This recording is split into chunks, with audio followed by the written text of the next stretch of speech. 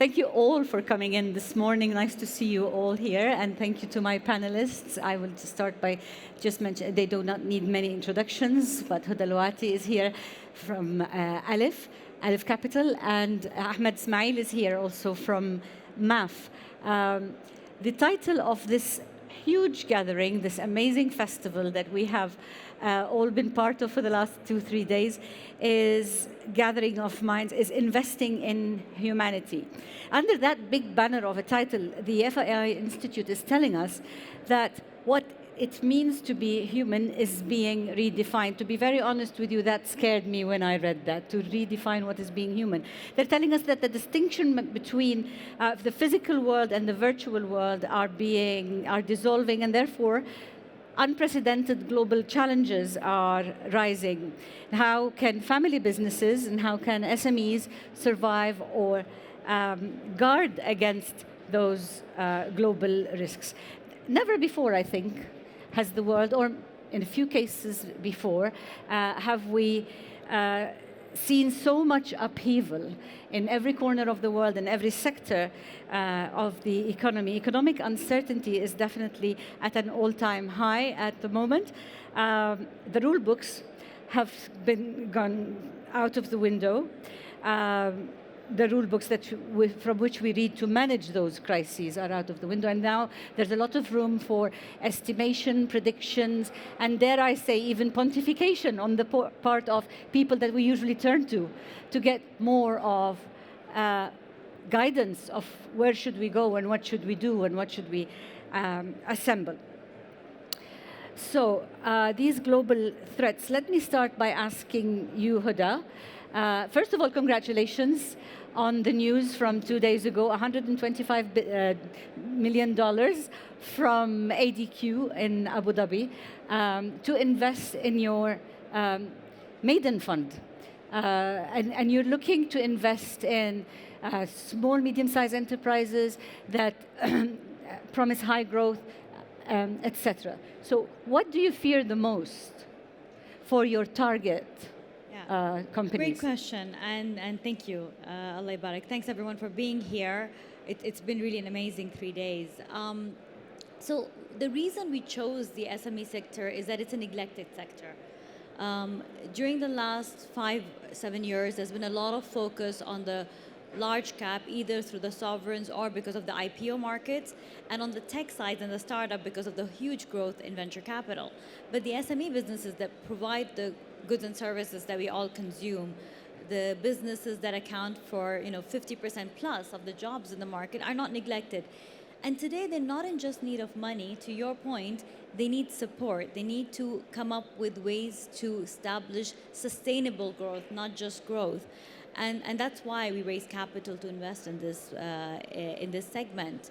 I think my biggest fear when I look, or not just fear, but it is a fear and an opportunity, because many times we find targets that are high growth, attractive businesses that we can only invest in because they don't know how to go from this being a high growth, medium-sized business to being a leading player.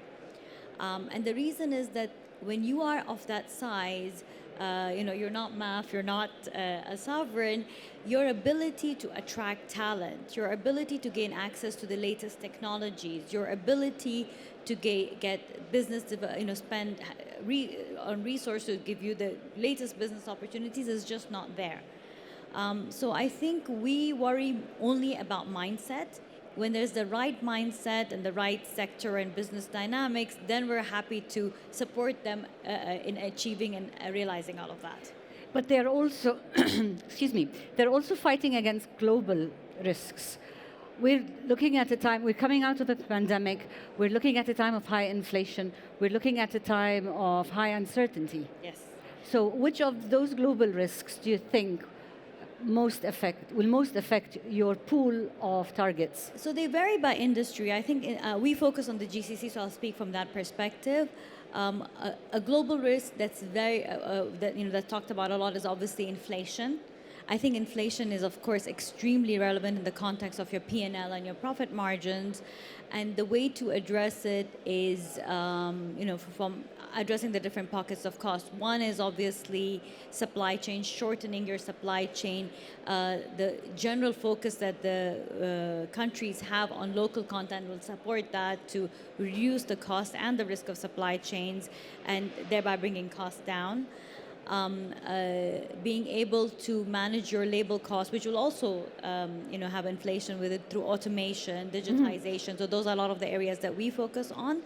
And I think the last risk that we worry about a lot is, when looking at the uncertainty, is the readiness of these companies to go through a cycle. Because having invested for 20 years, you come to the conclusion that, look, the 1 year or 2 year risks are there. We need to be able to it's not that you're going to eliminate inflation or the short-term uncertainty, but you need to have a business that's capable of withstanding that cycle. Right. And I think that's the key. And it brings to mind that, obviously, that Darwinian adage, which is survival of the fittest. Has the definition of survival changed along with what the FII is telling us, that, the change in definition of what being human is? And has the profile of the fittest changed, do you think, Ahmed? First of all, thank you for inviting me, and congratulations again, Huda. Fantastic for such a sort of much needed fund to be female-led in the region. So that's a fantastic piece of news. I think it's more about the survival of the most resilient. I think resilience is highly relevant in the environment we face today. I don't think there is one risk that is really the defining risk of the times that we live through. It's really the confluence of multiple risks. And for us operating in maybe 16 to 17 markets, these risks of inflation, unemployment, supply chain disruption, geopolitical risks combine in various permutations in the markets that we operate in. So really it's the question about how to build resilience. And we think about resilience maybe in concentric circles, if you will. I think the easiest for which most managers are trained for is operational and financial resilience, a strong balance sheet, and agile operations. Strategic resilience is a little bit easier as we think about disruption and the long-term trends. But what we've discovered, certainly through COVID, is that social resilience is very important. And it links back to the topic around supporting, investing in SMEs, etc. A business that's not connected to the local community and is not supported socially will find it very difficult to actually continue to thrive. It doesn't help if you are financially resilient, but your people cannot come to work. It doesn't matter if you own the best, most sustainable real estate asset in a city if the entire city is flooded and the city cannot deal with the floods. So I think resilience is probably the one thing that now defines perhaps the new version of evolved humanity. So how do you apply the resilience to a larger company like MAF, operating across all those countries? And is it different? Do you need to be resilient in different ways in different countries? So at the first level, I think the financial and operational level is financial discipline. It's very important, and I think we were very fortunate and very proud to hold on to our BBB rating throughout, COVID, post-COVID, which gives us really the confidence to invest and the confidence to build more resilience. I think the other thing that we do is we try to be as embedded as possible in the fabric of societies where we operate. So we run a significant grocery business. 80% of our sourcing comes from Middle East, North Africa. That creates a level of resilience and relevance to our business that is perhaps more sustainable if we were sourcing 80% of our produce from outside the region. We are also investing in new programs, creating new platforms to be able to engage with SMEs. So for instance, we had a Launchpad SME engagement program, not a VC, because I think the VC ecosystem is now well served in the region, but really to engage with SMEs who are relevant to our business. So health and beauty brands, upcoming local designers, prop tech companies. And rather than offer them money, Huda, I'm sure, will do a good job in deploying her funds, but really offer them access to the Majid Futtaim platform and ecosystem, allow them to grow. offer them access perhaps initially to the UAE, but offer them access to the bigger markets in Egypt, Saudi, Pakistan, and elsewhere. So this Launchpad program is a win-win for a large corporation because it makes you more relevant in the local community, and at the same time, it helps SMEs, to Huda's point, scale up, mature up, invest in technology, sustainability, and so on. If you would both allow me, I would like to take this conversation a bit wider and not talk about your company specifically, but let's talk about the global risks that we are all facing, that we are living now, and that seem to be staying with us in the future. We're talking about climate change. We're talking about perhaps another pandemic. And we're talking about inflation and poverty. We're talking about political military upheaval. In light of all these global threats, again, how do you manage to, how do you find that you can assess those risks and ensure that you are insulated against them? Yeah, so I think, look, any operators, big or small, making running a business, investing in a new business, is always looking at the risk profile. I don't think that that's specific to today. And at any given point, those risks will vary. Of course, today we're at a point in time where risk is extremely high because there is war, there is inflation, there's a lot going on. But I think the key is to focus on the fundamentals and the long-term value. And let me give you an example. If somebody's looking to invest in a, I don't know, retail business in Europe, if anybody's been through the summer in Europe, you'll see the shutdown of retail stores. You've seen the lack of, shops that are selling a lot of stuff are not opening for the whole time because they can't find people to work, right? So what do you do with that? Do you take a view that this is a structural change and we should not look at this sector overall? Yeah. Right? Or do you say that this is temporary and let me see let me get some minds together, let me brainstorm and figure out what is the long-term expected trajectory here, and can I use this as an opportunity to invest? So I think that the risks associated with making decisions is always there. It's just a question of understanding whether it's a structural change or a cyclical change. And if you're already operating that business, I think that and look, it's easy to sit on a stage and talk about sustainability and resilience and all of that. But when you're operating a business that is, makes money every day and you are completely shut down, the world is falling apart at that point. And if you do not have the balance sheet, and a lot of businesses did go, did fail out of the pandemic. So I think that there is a confluence of factors that allow for survival. One is your internal readiness, that is agility, that is resilience, that is balance sheet, that is technology, that is business disruption, being able to work from home. The other is external, the governments, whether it's the support from the governments on salaries, the support from governments on rent, etc. And third is the ecosystem and the cooperation between different players. Mm-hmm. And I'll let Ahmed talk about this, but if malls and retailers work together, there'll be a better outcome to a risk than if everybody's trying to manage their own risk alone. So I think there's a lot of different aspects to it. Interestingly, yesterday I was I was having a conversation on another stage over there with Marcelo Clauri, who was the CEO for SoftBank and the CEO for SoftBank International for a long time.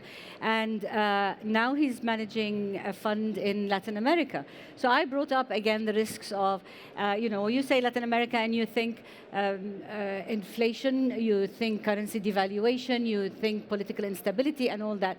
So how do you mitigate risk in those investments? And he says, look, even if there is a political instability or a devaluation, you're still going to want to take an Uber. You're still going to want to make a telephone call. So businesses will continue even in those environments.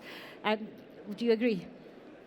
I completely agree. I think part of us all being human is to continue to be social beings and continue to fulfill not just our physical, but emotional needs. But I want to go back to the list of risks that you've outlined, which is quite scary in some ways. I think one but risk... real. And so, absolutely, very real. Yes. And very serious. And I think the one risk that I would pick on is climate change. because that is global and perhaps life-defining for our generation and the generation to come. And there are a few thoughts that come to mind on how to deal with that. One, I think, is through transparency, especially for industries like ours, the real estate industry, that's a big contributor to carbon emissions. I mean, we're in this lovely hole. Every kilogram of cement is 1 kilogram of carbon that was released into the atmosphere. So I think it's very important for the private sector to take the lead on transparently measuring and disclosing their carbon footprint and their sustainability efforts. And to admit when things are going well, and to admit also when things are not going so well. I think the other thing is really to advocate within the industry, because climate change is not just a single challenge that could be solved singularly by any actor. It will require multilateral cooperation. So it requires really proactive advocacy within the industry and with the government to set new standards, and most importantly, to mobilize financing. So the green transition is not going to happen on its own.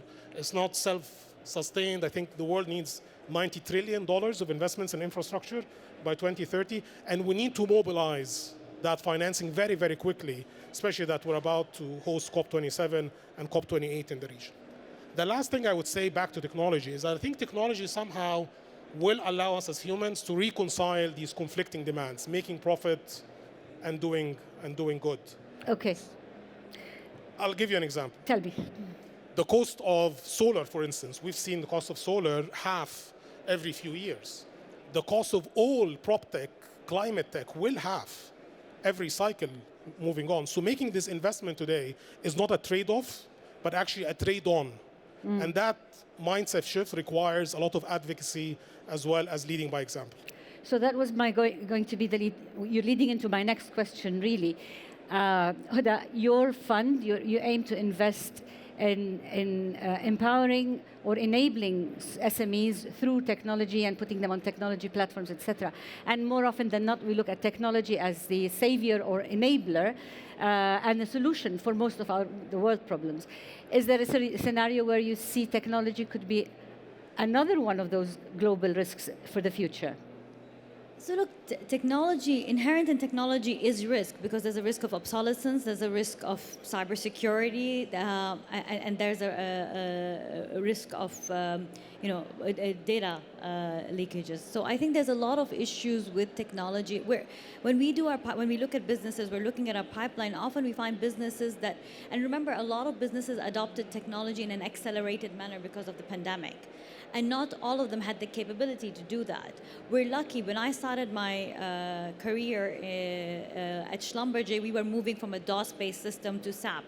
And it was a time where you could only adopt technology if you could afford Oracle or SAP and had the capability to spend hundreds of millions every few years to upgrade and install the servers, etc. in the office. Today, you have the ability to subscribe to cloud-based SaaS products and switch when better product comes along. From an SME perspective, that helps a lot.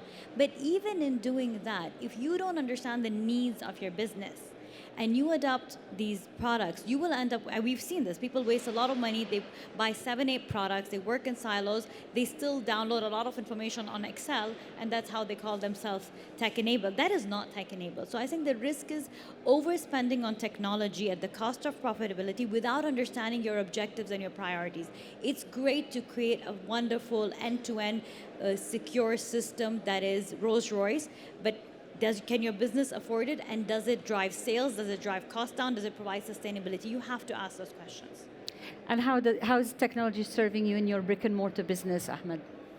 So I think technology is both the biggest threat and the biggest opportunity for our business. I think one of the big missed opportunities in certainly our industry, and perhaps even at city level, is the lack of frameworks for data exchange. We're generating a lot of data, and that data is increasingly captured by the services that you use, as well as our customers and suppliers. And there has to be a way forward where there is proper data exchange to solve city and country level problems while respecting privacy. Traffic, for instance. Traffic cannot be resolved without a data platform that exchanges mall parking data with the traffic system with smart cars, etc. And that, I think, is probably one of the biggest opportunities for us to go beyond concerns around privacy, to continue to protect privacy while offering these data exchange platforms for the societal benefit. I think the other thing that I would like to highlight here is a big part of the challenge in the region is really around education and empowerment. So as much as it's great to see female-led funds being, seeded and raised in the region, we need to see more investment in the empowerment, especially in the STEM sector for females. We need more female programmers, we need more female scientists, and I think that's a big missed opportunity for us in the region to be able to continue to stay relevant in modern times. Huda, you wanted to comment? My comment on that point? Yeah. Look, I think, I think education in general, males and females in our region needs a lot of investment. Thank you. We spend a lot of time, to your point of being gender blind, we discussed this earlier. I think the reality is that our education systems have not changed in many years, and they're not as agile as businesses are, as technology is. It makes sense to revisit how we educate our children, what we tell them to focus on, memory versus analytics, and putting in. You see a lot of focus on things like coding, but you're always behind the trends, not leading them. I think teaching children creativity, critical thinking in general is probably the most important thing you can do. And from our regional's perspective, vocational training, exposure to the type of work you'd be doing in a given sector, in a given role, at an early stage would be extremely helpful. Just a very quick, time is up, obviously, but just a quick question to both of you. What scares you about the future? On a personal, professional, and also, just be vulnerable. Put it out here, amongst friends. So look, I think what's scary, a few things, right? I think war scares. Polarization is scary. We've seen, I think, increasingly, we talk a lot about globalization, but this deglobalization, extreme views, and people judging the person in front of them for their nationality, their religion, all of those things are, I think, they feel like we're going backwards a bit. These are the things we should have come over, and we should be talking about, how to cooperate better and how to coexist better. So I think that scares me a bit, where we're going in that direction, and I hope it reverses. So do I. Ahmed, what scares you? I think at the macro level is losing part of our humanity in some way. Yes. I think at a very personal level, how to continue to keep up with a fast-changing world and how to remain relevant as a member of society could be quite scary. I totally agree with you. Reading that, the banner, I shouldn't say this, don't tell anyone from FII, reading that banner about how it's changing, everything we're going through is changing humanity is a bit too much for me to handle at the moment. I'd like for us to keep in a good way. In a good, yes, let's all do it in a good way. Let's all make a pledge to make a change to the better for everyone's good, not one party against the other. Okay, thank you so much, Huda. And thank you so much, Ahmed, for joining me this morning. And thank you very much, all of you. Thank you.